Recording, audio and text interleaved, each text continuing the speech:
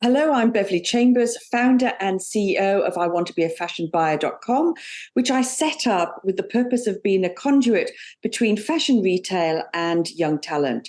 We run a unique 6-month fashion buying and planning program where our students study with us whilst getting 1 or 2 days work experience in the buying office of one of our fabulous intern partners.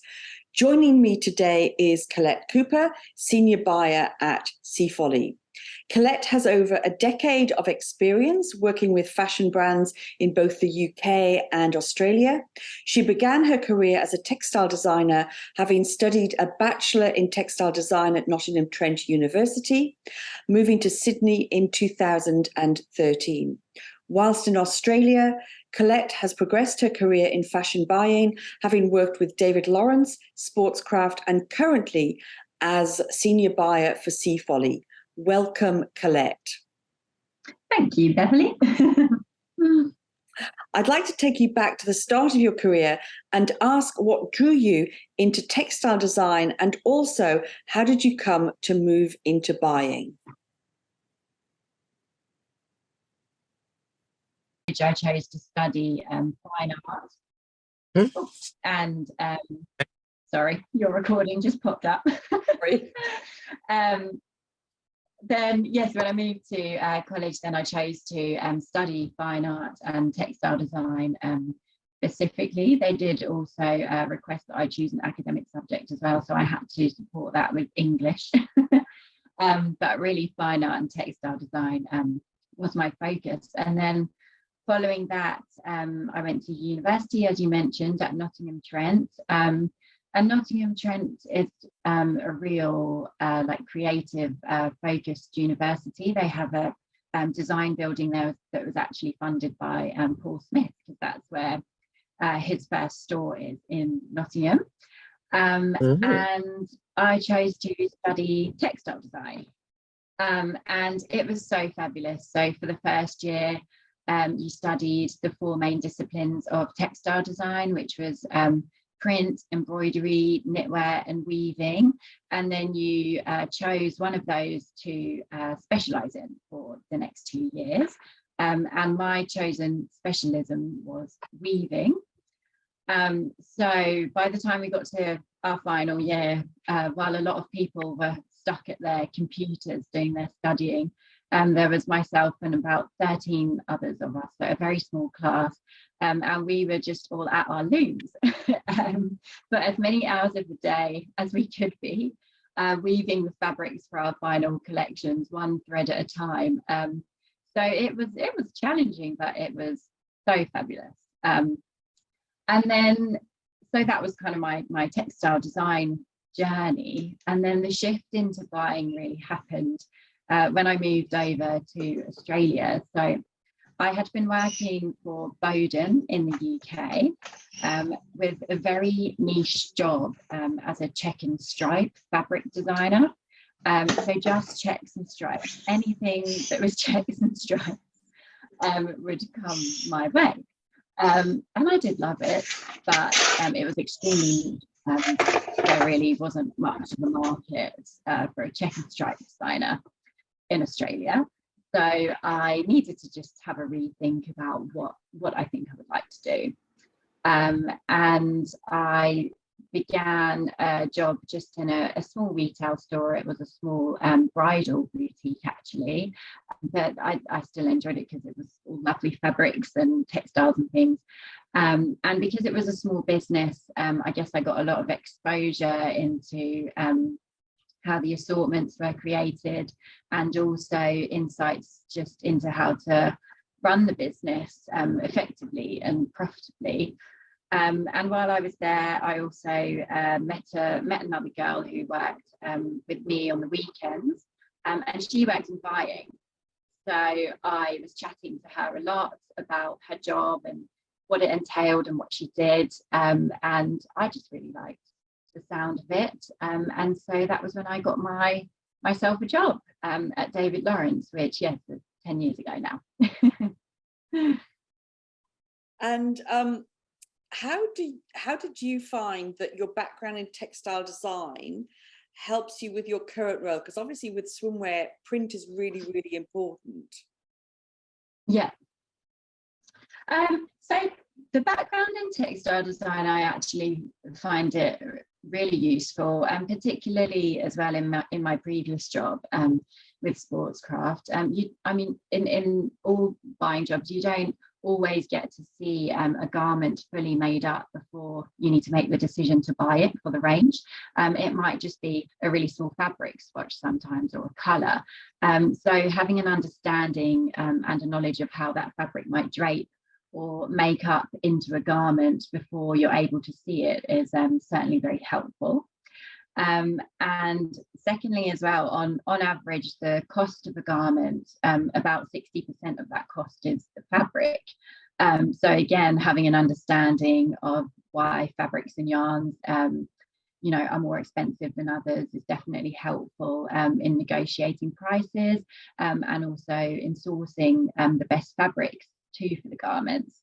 And even when the fabric sourcing may lie predominantly with design or product development, you're still working really closely with those teams, and so it gives you a bit of confidence too, to be able to have a constructive discussion about the fabrics that we're sourcing and using for the ranges. Okay, interesting. So and I think it's interesting you were saying, because I think that in my own background, I grew up in a clothing factory because my father was a tailor. Oh. And my earliest memory of that time was literally 5 years old, going into the factory with my father on a Saturday morning. And so I became very familiar with fabric from, and my father obviously understood fabric really, really, really well, and the importance of using certain fabrics and what fabrics were about, what fibers were about. And yeah, I think it's really important that buyers understand that. Definitely. Textiles are really, really important in that area. I think too, as well, it's helped me in the past establish some good relationships as well with the design team, because what they do is such a huge process and it takes a long time, and obviously I have an understanding of all the time that is involved in that process, and so I think it definitely helps build those relationships too. Excellent.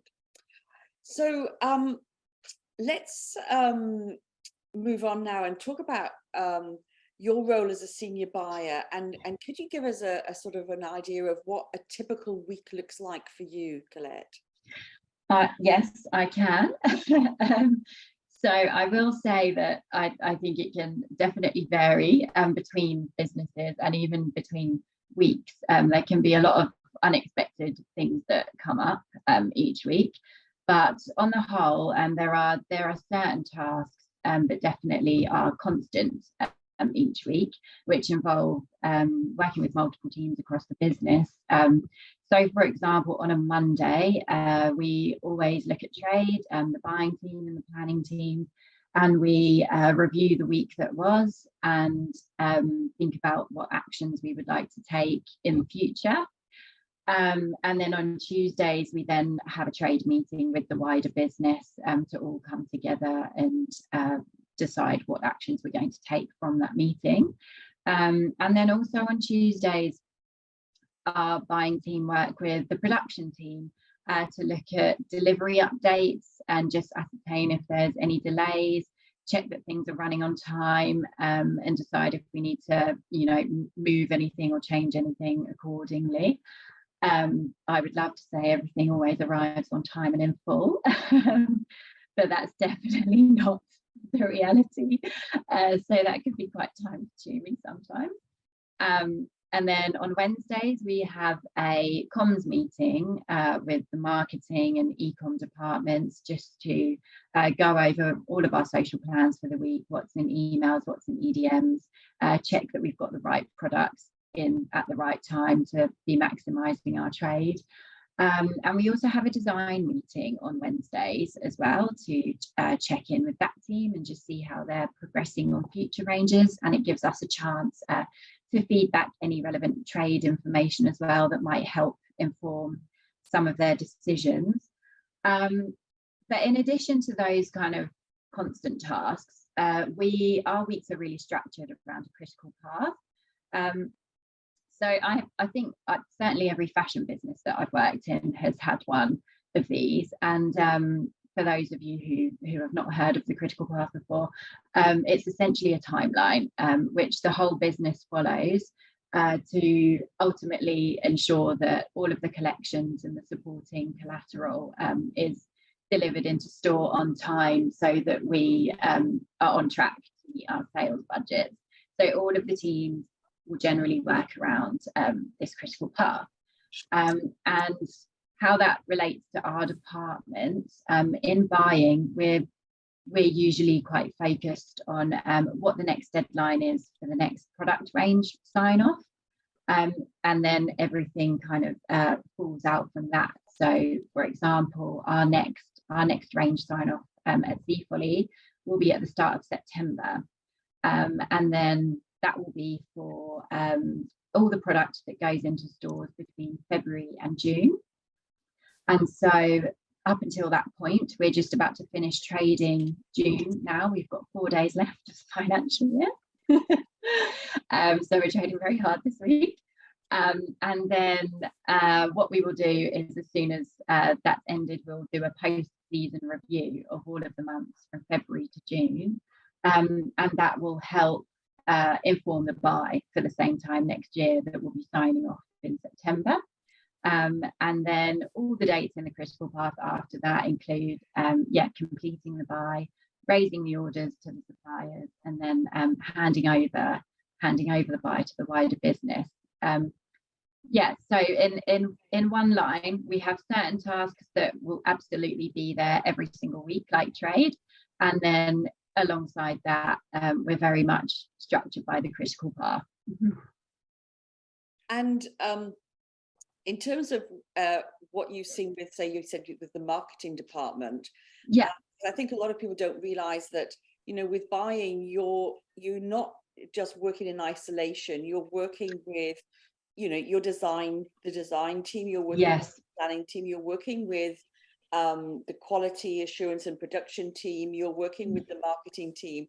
So could you maybe just spend a little time and just tell us a bit about how you then interact with those different areas? And you just mentioned marketing and your marketing meeting, and maybe also a little bit about how that might have changed in the sort of 10 years that, I think about, if you think 10 years ago, social media wasn't as important as it is now.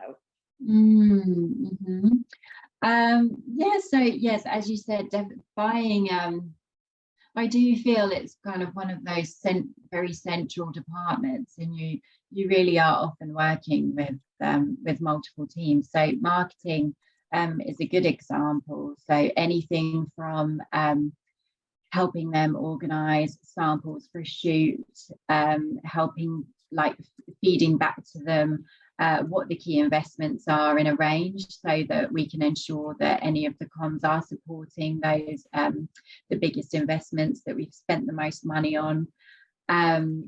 We also we work very closely with them every week, just to be able to be reactive to trade as well, and feature the strongest products or what we're needing to drive in those emails and socials. Your question about how it's changed is definitely very interesting. I guess social media stories and influencers. I think influencers is certainly the biggest difference.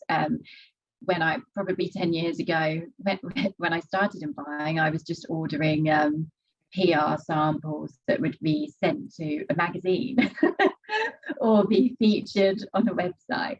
And now, we have to be conscious of multiple orders for influencers throughout the year, but they play a really important part in getting the brand out there to a wider audience. And what skills and attributes do you feel that makes a great buyer? Yes, so I had to think about this, and I mean, there could be so many, but I've chosen 5 that to me I think would be that would make a great buyer. So the first one, I think, is passion, just really having passion for that brand or business that you're working for. I've been really lucky in my career. I've always worked with teams that are really passionate about the job, particularly at Seafolly. We're also passionate each week about driving this business. And there's so many things that you can learn in buying. You know, you can teach anyone a lot, but passion is something you definitely can't teach. And so I think it's really important for you to be a great buyer, to align with a brand or a business that you are particularly passionate about. And the second one would be communication, which is linked to kind of what we were discussing before about working with different teams. As I said, you're quite a central department, working with multiple departments across the business. So it's very important to be able to build good working relationships. You're often asked to present as well in trade or different meetings when you're presenting the buy, things like that. So just practicing those skills, what I'm doing today, is definitely important. The third one I would say is attention to detail, and particularly if you're beginning a career in buying, and even all through, there's a lot of data management.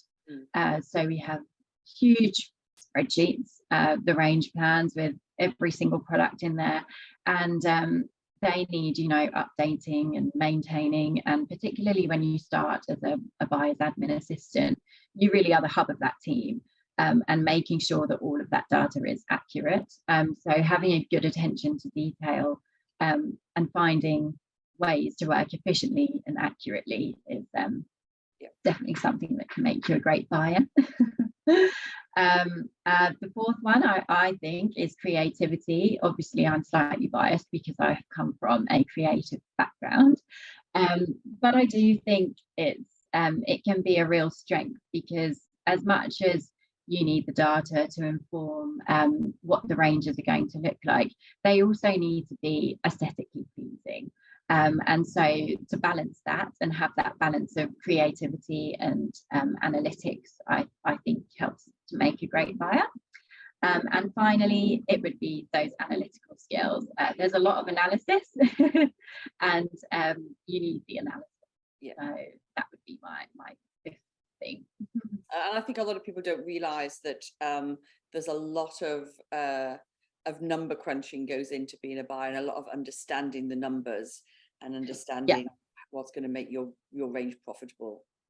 Yes, I think when I first started the analysis, I did find it quite overwhelming, but it's something that you pick up and learn and just keep honing throughout your career. And you also have a team who you're hopefully building a good relationship with, and so being able to work as part of that team as well is helpful with those analytical skills.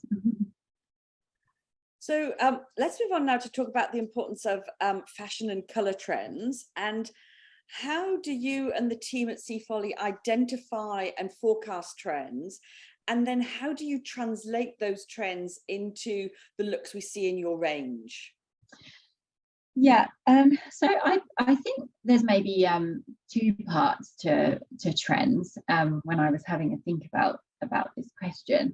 So the first part is very much quite literal, about translating and researching product trends.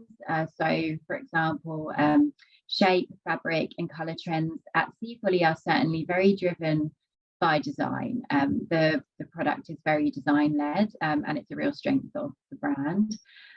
So design, and we will as well look at do some research at the start of the season. So runway shows or sources like WGSN, teams will visit trade shows, or traveling overseas is really great to get that inspiration and just see what different markets are doing and be able to work out those trends in real time.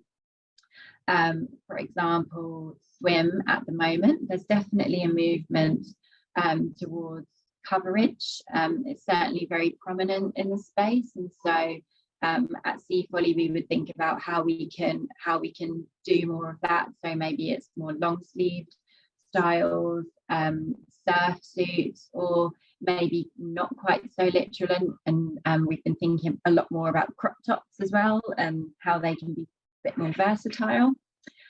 And then the second part to trends, which I thought about, was market trends, and just being aware of what's happening around us and how we're responding to that. So, for example, at the moment, just noticing that there's a lot of discussions around buying less and buying better, and customers really wanting more out of our clothes. I know myself, when I go shopping at the moment, I'm looking for something that I can wear to more than one occasion, or I can wear it from day to night, and a lot of people are in that same position. So it's thinking about how can we position our brand to still be that iconic Australian swimwear brand, but how can we also highlight the versatility of our pieces? So can we show more of our one pieces being worn as bodysuits in our comms, or can we show more of those swim crop tops just maybe back with some denim? So just really kind of looking at what's going on around you, and even global movements as well, like the post-COVID shift. I know everyone's sick of talking about COVID, but it's still, the impacts of it still linger, and we can see that, you know, our customers are really returning more to stores versus online. And so for our business, how do we make sure that our store experience is the best that it can be and really up to date? And then travel. At the moment, everyone knows someone in Europe. Everyone's Instagram is getting really clogged up with everyone else's Euro pictures.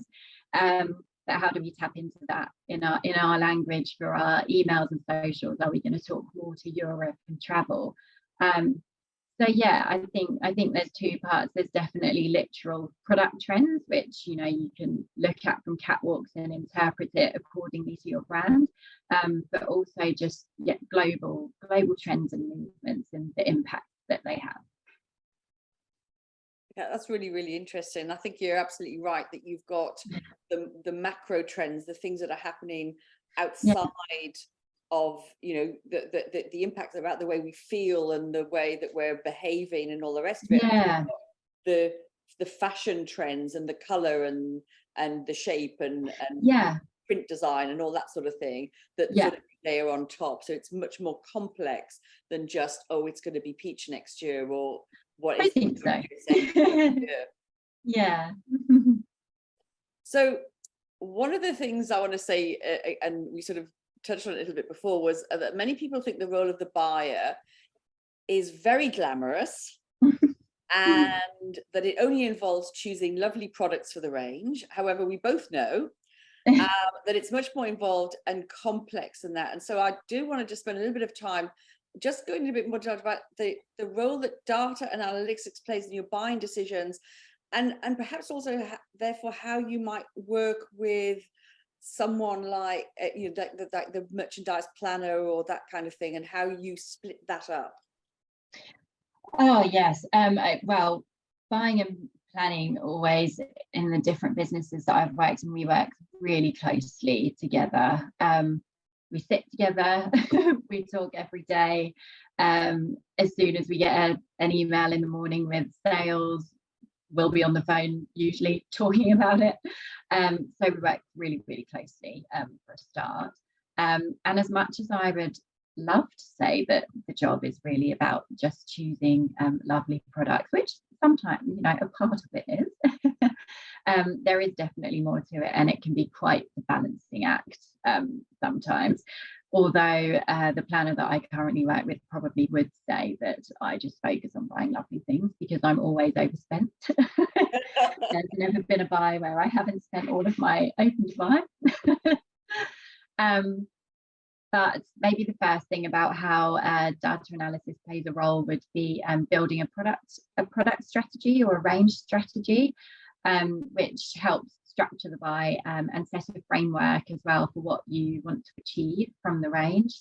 So as a result of trade each week, and also looking at trade in depth by month and by season, all of those learnings are then extracted and put into a product strategy that we work with. And you also really need to do the data analysis to be able to set some benchmarks. You need to put some benchmarks in place to be able to review the performance. So, for example, each season we will look at each style and see the sell-through for that style for its first 4 weeks in store and its first 8 weeks in store, and then assign it a grading of best, mid and poor, and then you can really start pulling apart from that what really is good and what really is bad, and set a benchmark for, you know, what percentage of the range you might want to be in that best category next season. And then I guess some examples of putting the data analysis into practice would be looking at best and worst performing products. So I think nearly every company will look at that on a weekly, monthly, seasonal basis. There's some really great reports now that you can literally just refresh a button every morning and see what you want to look at. But when we're looking at those styles, we want to ensure that when we're building a range, all of those best performers are covered, whether that is a direct repeat of something, or it might just be a product that you think could do the same job as something that was a bestseller last season. It doesn't always have to be so literal as a repeat, but enough in your range that you feel has covered those bestsellers and can do the same, if not a better job. And also when you're looking at those best products, it then gives you a chance to really start building more and more of the range around that capsule. So if you've got a capsule of product that's looking really good, what are the traits of those and how can you keep expanding that? And obviously you won't really want to be repeating the worst products, but you try and figure out why that didn't sell to be able to determine perhaps what to veer away from, and help guide design teams to stay away from those worst.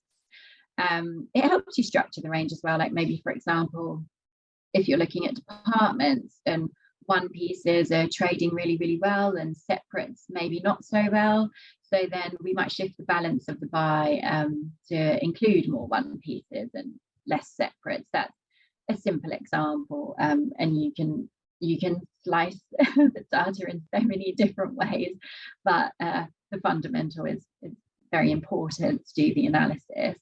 And another thing that I thought I would call out, because I remember when I first started in buying, I found the store grading part really interesting. So we'll look at location performance in a lot of detail at Seafolly, and I will say the planning team in Seafolly are really fantastic at looking at that location performance. They spend a lot of time looking at it store by store, and working out the trading patterns of some stores. Like there's so many nuances, like Port Douglas's peak season is now, but then it won't be in summer when Queensland really starts firing in March, or New South Wales starts going in October. And so looking at those stores and how they trade, and then determining a grading. So not all stores will get all of the product from each range. And so, yes, we use the data to spend time on figuring out what that store grading should be, and putting the right products into the right stores. Lastly, I will say, as the ranges are trading, not everything is going to trade amazingly, unfortunately, as much as we would like that to happen. So it's really important to have that data analysis, to know why you made those decisions at the time of the buy, and just be able to justify that and move forward if you need to, if something's really underperforming, and just explain to the business the why. Okay. And the other thing about, obviously you've got the analysis part, but the other thing, of course, with buyer perspective, is working with your suppliers to source products, negotiate prices. And so I'd like to talk to you now about your approach to building supplier relationships, and what advice would you give to junior or trainees in this regard? Yeah, supplier relationships is a really, well, to me, a really fantastic part of the job. At Seafolly, we have a production team who do most of the supplier liaison, but in my previous role, it was all through buying, and I really loved it. You learn an incredible amount. And you meet some incredible people as well, all over the world. And in my time with working with suppliers, I decided that the best approach, I think, is just to be really open and transparent and communicate what you are trying to achieve. Ultimately, the business that you're working for, or your own brand, if it's your own brand, and their business, you both need each other. It's a two-way street. And I think I really learned that on my first trip to China, when I met the suppliers that I had been talking to over emails for a really long time. And emails can be really difficult to explain exactly what you're trying to do. You might be emailing multiple suppliers all at the same time, and you're just trying to be really quickly confirming a cost or a detail or something. So then when I got to China and met with some of these suppliers, I was thinking, right, I just need to confirm my cost. But they immediately were like, they would ask me, what's your goal? Okay, well, show me the garment, we'll look at it together, we can figure out how we can get to that together. They might say, we actually can't meet the price that you want for what you want on the garment, so how can we work with you to still keep the integrity of it, but do something differently in order to achieve it and make it work for both sides. And just having that face-to-face conversation and spending time with them was really, really impactful, I think, to the relationships. And even after that, I think if you can, it's really worth spending the time to speak to them like this, even on a video call. It can make the relationship so much better, and it really puts a person in the picture. It's not just a name behind an email. And those relationships can be fantastic, because then if you have those good relationships, you can then take them with you to other businesses. If you've really worked well with them, you might want to recommend them to somebody else. So yeah, it's really important, and I think being open and transparent and communicating the goals together is key. Yeah, look, I would completely agree with you, and I think that certainly in my experience, building up that relationship, and I think particularly when you're dealing with China, they like that person-to-person relationship. And some years ago, I was doing some consultancy for a small business, and she'd gone her first time to China without really knowing what she was going to be doing. And then she said she didn't want to go anymore. Would I do the trip for her?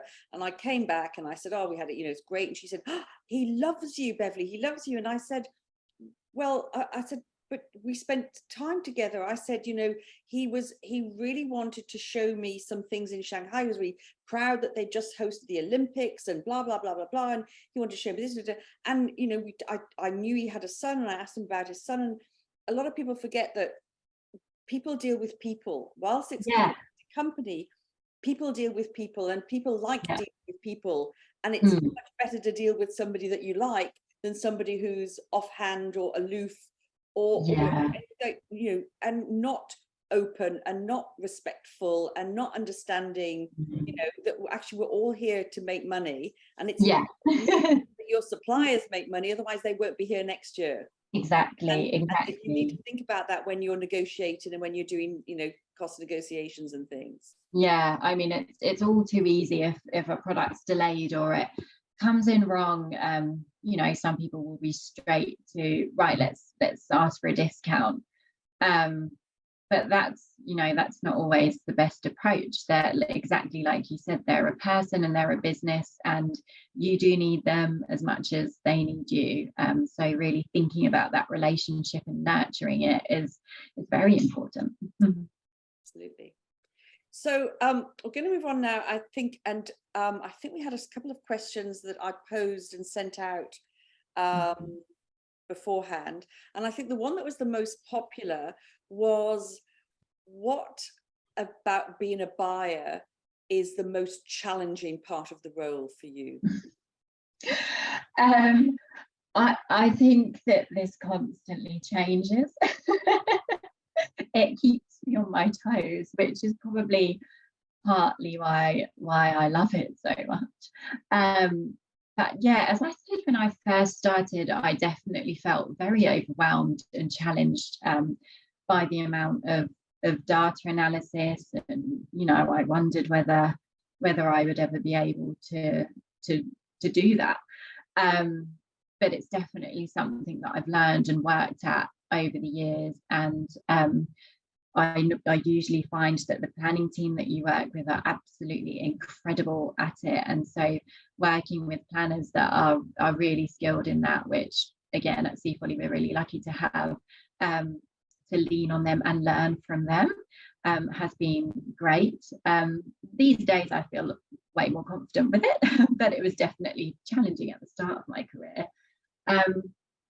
And I think communication can also be challenging. It's something that you continually need to work at.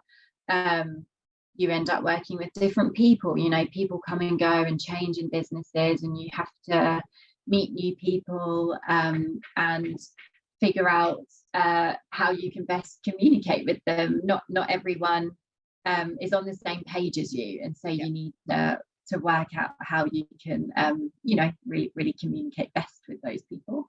But maybe the most challenging part really is just that you get so invested in these ranges and the products that you put together, and you have all of these fantastic intentions for how it's going to go, and the reality is that they don't always go as you might have meticulously planned it. Things come in late, things might have to get cancelled, and sometimes, you know, I do admit that I would take it to heart. And so yes, you can't take it to heart. You just need to take the learnings. Maybe if something hasn't worked or hasn't gone as you wanted it to, try not to let that dwell on you. I'm speaking to myself more so here, and really move on from it. Otherwise you're just going to you're going to drag yourself down. Do you find that sometimes happens when a product has gone out that you think is going to be absolutely amazing, and then it's a dog, and you go, you know, and like, I love that product, I love that was great, and then how do you overcome that? Oh, I mean, to be honest, Beverly, there's some of those instances, they do live with me. But no, you just have to figure out. For me, I'm quite a curious person, so I just want to know why didn't it work? What could we have done? Was it delivered at the wrong time? Was it not quite in the right fabric? Was the fit not right? Was the color not right? Like, really try and ascertain what was wrong with it, so that you can get the learnings. But then every now and again, that, you know, there might just be something that, whatever way you look at it, you can't figure out why, and unfortunately you just need to let go. And I think the other thing as well is that what I often say to students is that you've got to remember that you're not buying for yourself. Absolutely, yeah. So you've got to keep the customer front and center. It's not my taste level that I'm buying for. It's the customers that you're buying for, and it doesn't really matter whether you'd wear it or not. It's a bonus if you work for a brand that you feel that you really identify with. But there are brands that I've worked for that I think, well, this is not my cup of tea, but it's what the customer's looking for, and they really love that kind of thing. And I think that's also something that we need to bring to people's attention. It's not about what you as the buyer personally like. That point is actually really important as well. Even when you're having debates as a team, maybe in a design meeting, with planning, with whatever team you're with, maybe, and you're debating a product, if you can just always take it back to, well, what does the customer want? What has the customer bought? If you can take it back to that fact, then that usually helps you get somewhere. And Janice just popped a question up in the chat to say, do you cater for different body shapes, like a full bust or a smaller bust? So obviously, we're not all, Kate Moss, are we? No. Obviously, I'm very close, but so how do you, obviously we've got a wide population with different sizes and shapes and whatever. How do you do that? And do you bring that to bear when you're thinking about putting the range together, that you're looking at different body shapes and things? I mean, I don't think I really do think about my body shape really when I'm putting these range together.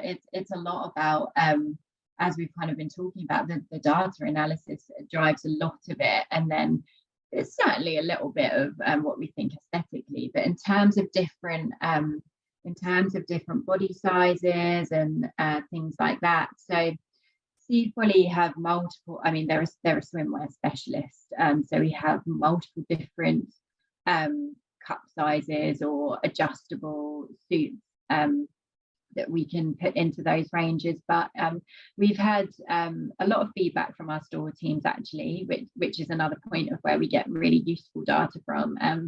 Listen to those retail teams, they know a lot.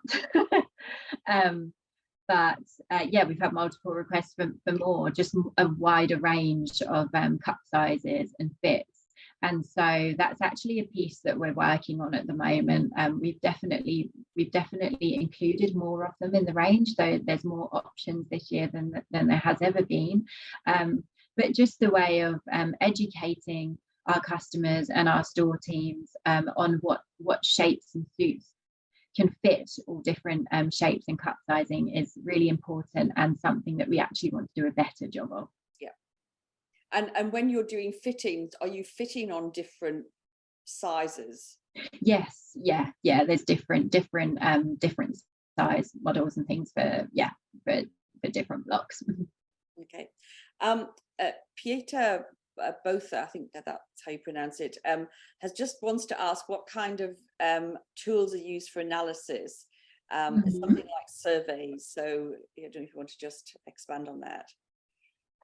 So in our department, we have we call it a cube, but I suppose it's just a big server where all of the sales information goes into, and we use that to pull out a lot of our analysis. So we can look at sales by month, we could look at sales by season, we can look at sales by department, we can look at sales by shape, pretty much anything that you want to look at, we can pull from that central location that we've got. But also, like I said, our team at Seafolly recently have done a lot of store visits, and they're also really important for getting that data. It's different to hard data of what has sold, but it's still extremely valuable to be talking to our store teams, asking them what's sold in their store. What are customers asking for? Yeah, exactly. What customers are asking for. Can't tell you what people are looking for. No. And even things like store adjacencies. So some of our stores are near a Speedo store or Rip Curl, and those stores will say that they get a lot of people going in there asking for SPF protective swimwear, which is something that we haven't got at the moment, and we have coverage swimwear, but it's not like technically SPF. So yeah, those stores that are near kind of Rip Curl and Speedo, they get those requests, whereas stores that are near to maybe more clothing stores will get requests for, oh, can we have more shirts in different colors, or more like pull-on pants in different colors. So yeah, we get our data analysis from like a central server of sales information, but also very much from our store teams. And I think you did mention surveys as well. In our team, in buying and planning, we don't do so much in the way of surveys, but I do think in marketing they do. And we also have a customer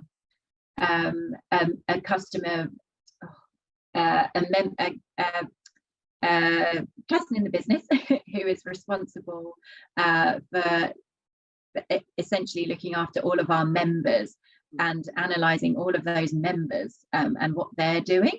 So I think she certainly uses surveys as well from time to time. That's really interesting. I have another question, really. This is from Tamara, and she wants to know, without a background in textiles or design, is it possible to enter the fashion buying industry, or would establishing a background in first be a better approach? Oh no, definitely. You definitely don't need it at all. A lot of people that I've met who are buyers or planners have done, to be honest, like all sorts of different things. Some people studied business and communication, some people studied marketing. I guess they're quite interesting jobs, buying and planning. It's not necessarily something that you can always do a course in, which inevitably is great that you can do it here. But yeah, I think whatever background you have, there'll certainly be something that you can apply to buying and planning. And just to let you know, Tamara, the reason I started I Want to Be a Fashion Buyer is because from my background in buying, I realized that lots of people want to go into it, but they haven't done the fashion design and whatever, and they may already have a degree. They don't want to go into another degree. So we've got this short, sharp 6 months, bum, and it's all the key things that you need so that when you go in there, you're not feeling overwhelmed and lost and all the rest of it. So you can certainly come and join our program. Okay, so I want to open the floor now to say to anybody, does anybody have any other questions? If you'd like to put your mic on and have a chat and ask Colette some questions. Who cuts the patterns at Seafolly? Oh, well, we have a team of pattern cutters, actually. So there is a team of pattern cutters, and then there is also, we actually have a team of machinists, and so design and pattern makers, you also do patterns. But yeah, design, the pattern makers and the machinists will work really closely together to nail those patterns. And it's a pattern making is a skill now that there's not that many people around who are doing it. No, you're right, actually. And in our previous company, they at APG, they actually did a course at one stage for all the designers to be able to either refresh their skills or learn pattern making, which was, I think, really valuable, because it is, a lot of pattern making is can be done overseas at suppliers these days. So yeah, we're really lucky to have that in-house at Seafolly, but I also think it's important for the quality of the product as well. Yeah, absolutely. No, it's a great skill. One my dad had. All right, well, I think if nobody else has any more questions, I just would like to say to Colette, thank you so much for your time today. I think everybody was absolutely fascinating and a really great insight into what it's like to be a buyer and also what it's like to be a buyer at Seafolly and all the complexities that go into the decisions that you have to make in your role. So I'd certainly like to say thank you very much. Thank you. Oh, I've got another question from Brenda. What qualities do you look for in an assistant when interviewing someone who is just starting out? I think for someone who is just starting out, like I said, definitely passion. If you can tell that somebody is passionate and curious and really keen to learn, that's the main thing that I would look for, because that person can then learn all of the other things about the role. But yeah, like I said, you really can't teach passion or curiosity. I've got another question. Oh, they're coming thick and fast now. Peter wants to know, do buyers have an impact on sustainability? And if so, how can this be improved? Yeah, sustainability is a huge one, and something that can always be improved, in my opinion. We definitely do have an impact, though. Obviously we make decisions on what's finally bought in the range, so we would want to know what the fabrics of those garments are. We've also worked before to having like a target percentage of the range that needs to be in more responsible materials. It is difficult to put metrics on it because there's so many different factors at play.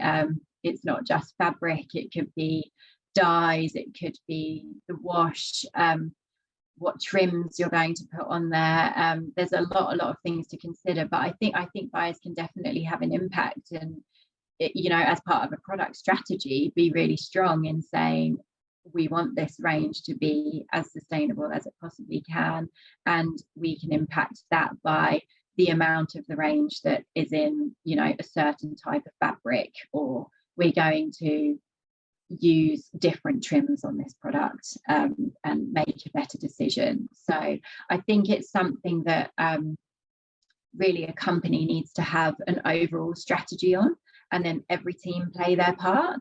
And yeah, buying can definitely have a part in that. Absolutely. All right, well, let's leave it there. I think thank you very much to everybody for taking part and for your great questions. And thank you once again, Colette. It was absolutely fascinating. Pleasure. Thank you.